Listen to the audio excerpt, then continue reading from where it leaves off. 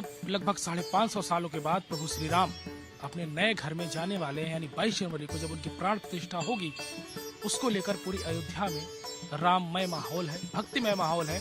लेकिन प्रभु श्री राम कहाँ से जुड़े थे, उनकी कुल देवी कौन थी, उन किस वंशज से थे, इन सारी चीजों को जाने बिना प्रभु श्री राम की प्राण प्रतिष्ठा का जो कार्यक्रम है वो थोड़ा अधूरा रह जाएगा। इसीलिए पंजाब केसरी की टीम लगातार उस स्थल पर जा रही है जो प्रभु श्री राम के इतिहास से जुड़ा हुआ है। आज इसी कड़ी में हम मौजूद हैं अयोध्या के बड़ी देवकाली मंदिर में, और बड़ी देवकाली मंदिर ये मंदिर है जो प्रभु श्री राम की कुल देवी है। यानी प्रभु श्री राम जो है वो इक्ष्वाकु वंश से जुड़े हुए थे, और ऐसी मान्यता है कि जब प्रभु श्री राम इस धरती पर अवतरित हुए, उन्होंने यहाँ जन्म लिया, तो जो उनकी माँ कौशल्या है, उन्हें प्रभु श्री राम को लेकर सीधा बड़ी देवकाली मंदिर आई, और प्रभु श्री राम ने जो इस धरती पर किसी भी देवता के पहले दर्शन किए वो देवता थी माँ बड़ी देवकाली। तो इस मंदिर की क्या धार्मिक मान्यता है, इसके बारे में जानेंगे अभिषेक से। अभिषेक, जरा दर्शकों को बताइए क्या धार्मिक मान्यता है इस मंदिर की। देखिए, सबसे पहले तो ये चूंकि ये कुल देवी माँ है, इक्ष्वाकु वंश की रघुकुल रीत से सदा चली आई है ना, रघुकुल वंश जो हुआ है उससे भी ये मंदिर जुड़ा हुआ है। 64वीं पीढ़ी में राम जी का अवतरण होता है धरती पर यहाँ अयोध्या में। तो जब एक खुशी का माहौल था, तो चूंकि कुल देवी हैं, हमारे कुल गुरु वशिष्ठ जी हैं, तो ऐसे जो कुल की परंपरा के हमारे भक्त वो होते हैं, ईश्वर होते हैं, तो वहाँ हम सबसे पहले ले जाते हैं दर्शन कराने के लिए। तो शाक्त देवियों में इस समय सबसे पहले यहाँ पर माँ लक्ष्मी, सरस्वती और काली जी, इन्हीं को मिलाकर ये कुल देवी देवकाली कहा गया। तो ये पूरा प्रांगण फिर से बताइए कौन कौन सी वो 7 देवियां थी जिनको मिलाकर देवकाली कहा गया। 3 देवियां हैं, लक्ष्मी जी, काली जी, सरस्वती। इन 3 देवियों को मिलाकर यहाँ पर देवकाली नाम दिया गया, और ये कुल देवी का है स्थान। तो राजा रघु ने इसको बनवाया सारी चीजें, और उसके बाद महाराज विक्रमादित्य जब आते हैं और वो 360 मंदिरों का जब निर्माण कराते हैं, हनुमानगढ़ी, रामलला, नागेश्वर नाथ, तो उसमें ये बड़ी देवकाली भी शामिल है। ये बहुत महत्वपूर्ण चीज है। अभिषेक से जानेंगे, लेकिन ये देखिए मैं बता दूं कि ये बड़ी देवकाली माँ का मंदिर है जो प्रभु श्री राम की कुल देवी है, और मेरे सामने ठीक सामने आप देख सकते हैं। मैं आपको अंदर लिए चलता हूँ। कितनी भव्य और दिव्य जो है माँ बड़ी देवकाली जो है उनका मंदिर है।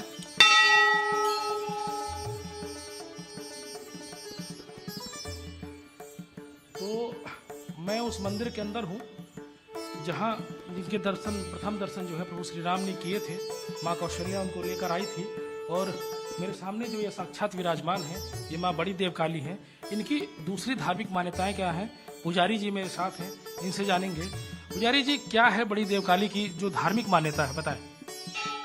राम, महाकाली, महालक्ष्मी, महासरस्वती तीनों मिलकर बड़ी देवकाली माँ। ये राजा सुदर्शन की यहाँ से स्थापित मूर्ति है। राजा राम के काय 6-7 पुष्प पहले समझा, सुदर्शन है, हरिश्चंद्र है, दशरथ है, आज है। मतलब जब प्रभु श्री राम के 6-7 पुष्प पहले राजा सुदर्शन ने माँ को स्थापित किया था यहाँ पे। जी बताएं। और नवरात्र में 9 दिन मेला लगता है, चैत कुआर में। नवरात्र मेला तो हमेशा लगता है 12 मास, सुख सुमार ज्यादा होता है। लेकिन ऐसा भी कहा जाता है कि माँ कौशल्या ने प्रभु श्री राम को कौशल्या माता भगवान राम को गोद में लेकर दर्शन कराई थी। जब 1.25 महीने के हो गए थे, इसे अपनी मान्यता भी चल रहा है। सब बच्चा हो जाता घर में, चलो 1.25 महीना हो गया तो देवकाली दर्शन कराया जाए, वही मान्यता कौशल्या जी का था। 1.25 महीने भगवान राम हो गए तो अपने सखियों के साथ यहाँ दर्शन कराने लगे। वही श्रीनाथ के ऊपर वाले मंदिर में दिखाए गए हैं। भगवान राम के बगल में सरजू माता है, और 400 सखियां बनी हुई हैं अगल बगल में। यहाँ करने आए थे राजा राम, भगवान राम कुल देवी है ये। ऐसे होता रहता है। तो इस मंदिर में बड़ी देवकाली माँ के अलावा और किसकी और मंदिर है, भगवान सामने है, विष्णु भगवान, लक्ष्मी जी है बगल में, उसके बगल में गणेश जी है, उसके बाद अष्टभुजा माता है, दुर्गा जी है, शंकर जी है, शनि महाराज है, काल भैरव मंदिर है, शीतला का गायत्री के सामने है, ये दूधनाथ भगवान है, ये भी पुराने हैं, पता नहीं कब का किसने स्थापना किया है, बगल में है। राम दरबार ऊपर है, कौशल्या माता, सरजू माता, भगवान राम का छोटा रूप, बड़ा रूप ऊपर दिखाए हैं। तो पुजारी जी बता रहे थे कि प्रभु श्री राम को जब प्रभु श्री राम 1.25 महीने के हो गए तो उनको जो पहला दर्शन माँ कौशल्या ने कराया तो वो माँ बड़ी देवकाली की कराया। यहाँ 3 जो देवियाँ हैं उनको मिलाकर उनकी मूर्ति यहाँ रखकर बड़ी देवकाली की मान्यता दी गई। तो ये इस स्थान की जो है धार्मिक मान्यता है। आइए हम जो हमारे दर्शक हैं उनको हम इस बड़ी देवकाली मंदिर के अंदर और भी क्या कौन सी माँ विराजमान है, जो प्रभु विराजमान है वो कौन से हैं, उनके भी बारे में बताते हैं। अभिषेक जरा बताइए आप। जैसे अभी आपका एक प्रश्न था कि सामने सरोवर है। देखिए जो 108 कुंडों की मैं बात करता हूँ तो जिसमें 47 कुंड थे। देखिए जो जलाशय बनाए जाते थे वो उसका एक अलग महत्व था कि बारिश के समय में जब पानी कहीं नहीं मिल पाता था तो इन जलाशयों से ही वो अपने संसाधनों को पूर्ण करते थे। लेकिन इसी जलाशयों को कुंडों से जोड़ा गया, यानी कि धर्म और आस्था से जोड़ा गया कि ये सारी चीजें संरक्षित हो सके। तो अभी इसी संरक्षण के क्षेत्र में जब हम आते हैं, यहाँ देखिए तो अब आपने अभी जैसे देवकाली माँ के दर्शन किए, तो जब हम अंदर आते हैं तो ये मंदिर बाद में बनाया गया है और यहाँ के कई हिंदू राजाओं ने यहाँ पर मंदिर का निर्माण किया। तो जैसे दियरा राजा है उन्हीं के संरक्षण में अभी मंदिर चल रहा है। तो हम अभी आइए अंदर आपको दिखाते हैं। बिल्कुल। तो आप इधर देखेंगे कि बाल रूप में राम जी देखिए विराजमान है और शयन मुद्रा में है, यानी कि सो रहे हैं छोटे। ये देखिए राम जी का जो ये जो प्रतिमा है ये बाल रूप है उनका, और प्रभु श्री राम जो है वो यहाँ शयनावस्था में है, यानी वो बिल्कुल चीर निद्रा में है, वो सो रहे हैं। बिल्कुल छोटे हैं, अभी 1.25 महीने के हैं। माँ कौशल्या उनको लेकर आई हैं। इसी से थोड़ा हम इधर आगे बढ़ते हैं तो आप देखिए कौशल्या माँ के दर्शन होते हैं, है ना। ऐसा मंदिर और कहीं नहीं आपको मिलेगा जहाँ माँ कौशल्या और राम जी इस तरीके से बाल रूप में हो। ठीक है, रामचंद्र जी हैं, कौशल्या माँ है।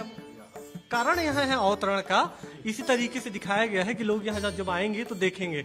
इसके आगे जब बढ़ते हैं तो 3 मंदिर ऐसे हैं अयोध्या में। एक बड़ी देवकाली मंदिर, एक सरयू मंदिर और एक वशिष्ठ मंदिर। 3 ही मंदिरों में से सरयू जी की प्रतिमा है। सरयू जी अपनी सखियों के साथ देखिए यहाँ पर है, तो एक भाव विभोर यहाँ दृश्य मिलता है। क्योंकि सरयू जी माँ है श्री राम की। जब उनका जन्म होता है तो सरयू माँ की गोद में ही वो खेलते हैं, पलते हैं, बड़े होते हैं। वनवास जाते हैं तो इनका आचमन करके जाते हैं। वनवास से वापस आते हैं तो सरयू जी का ही आचमन करते हैं। और जब वो वैकुंठ धाम को अपने जाते हैं तो सरयू जी में ही देखिए वो विलीन हो जाते हैं, उनकी कोख में जाते हैं। तो ये बड़ी देवकाली की ये प्रासंगिकता है, ये पौराणिकता है। तो ये प्रासंगिकता है और एक मान्यता है। तो माँ बड़ी देवकाली का जो मंदिर है वो ठीक सामने है। उससे ऊपर जब आप सीढ़ियों पर चढ़कर आएंगे तो जैसा अभिषेक ने बताया कि शयनावस्था में है, बिल्कुल शिशु रूप में छोटे से प्रभु श्री राम है। उसके अलावा जब हम उसके बगल में आते हैं तो प्रभु श्री राम की एक मूर्ति है, उनके सामने माँ कौशल्या है। और अयोध्या में जो 3 मूर्तियां हैं केवल माँ सरयू की, उसमें से एक मूर्ति ये है माँ सरयू की मूर्ति जो अपनी सखियों के साथ है। तो ये एक धार्मिक मान्यता है, धार्मिक महत्ता है, जिसको जानना बेहद जरूरी है कि प्रभु श्री राम जो है वो कहाँ से ताल्लुक रखते हैं। ये दुनिया देख रही है 22 जनवरी को प्रभु श्री राम की प्राण प्रतिष्ठा होनी है। पूरी अयोध्या को दुल्हन की तरह सजाया गया है। कहीं भी किसी भी प्रकार की चूक जो है वो शासन या प्रशासन या फिर जो मंदिर से जुड़े लोग हैं वो नहीं छोड़ना चाहते। लेकिन अगर आप अयोध्या आते हैं तो अयोध्या की धार्मिक मान्यताएं क्या है। अयोध्या में प्रभु श्री राम कब पैदा हुए, कहाँ पैदा हुए, किसके दर्शन किए, कुल देवी कौन थी, इन सब सारी चीज़ों को जानना बेहद ज़रूरी है। अगर आप इन सब सारी चीज़ों को नहीं जानते हैं, आप आएंगे प्रभु श्री राम के दर्शन करेंगे और चले जाएंगे, लेकिन उनसे जुड़ी जो पौराणिक चीज़ें हैं उसको भी जानना बेहद ज़रूरी है। और हम लगातार इस चीज़ की कवरेज कर रहे हैं, जो प्रभु श्री राम से जुड़ी चीज़ें हैं उसको हम आप तक पहुँचाएँ। और इसी कड़ी में ये था माँ बड़ी देवकाली का मंदिर, जहाँ जब प्रभु श्री राम पैदा हुए, अवतरित हुए इस धरती पर, जब उस धरती पर वो आए तब माँ कौशल्या ने उनको किसी भी, जब 1.25 महीने के हो गए प्रभु श्री राम, तो उनको जब किसी भी देवी का जो पहला दर्शन कराया गया वो माँ बड़ी देवकाली का कराया गया, जो आज भी यहाँ विराजमान है। इस अयोध्या को वो लाभान्वित कर रही हैं और जो अपना आशीर्वाद है वो बनाए हुए हैं। और माँ बड़ी देवकाली की जो महत्ता है वो इस बात से भी लगाई जा सकती है कि इसकी जो स्थापना थी महाराजा सुदर्शन ने की थी, जो प्रभु श्री राम से 6 या 7 पुस्त पहले थे। तो आप अंदाजा लगा सकते हैं ये कितना पुराना मंदिर है, क्योंकि ये जो प्रभु श्री राम है वो इक्ष्वाकु वंशज के थे और तो उनकी ये कुलदेवी भी हैं। तो यहाँ आए बिना अयोध्या की जो यात्रा है वो कहीं न कहीं अधूरी होगी। इसी तरह की दूसरी जानकारियों के लिए आप बने रहिए पंजाब केसरी टीवी के साथ।